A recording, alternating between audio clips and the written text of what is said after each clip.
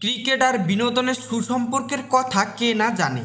ঢালিউডের সবচেয়ে বড় তারকাদের একজন শাকিব খান।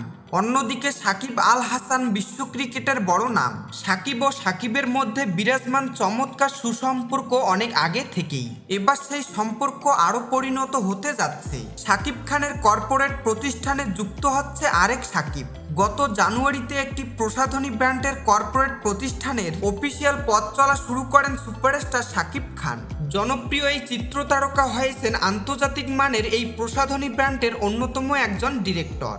এবার সাকিব খানের এই কোম্পানির পণ্যের ব্র্যান্ড অ্যাম্বাসেডর হিসেবে যোগ দিচ্ছেন বিশ্বসেরা অলরাউন্ডার ক্রিকেটার সাকিব আল হাসান। আসন্ন ঈদে মুক্তি পাবে সাকিব খানের বহুল প্রতীক্ষিত সিনেমা রাজকুমার। এর বেশিরভাগ শুটিং সম্পন্ন হয়েছে যুক্তরাষ্ট্রের বিভিন্ন রাজ্যে।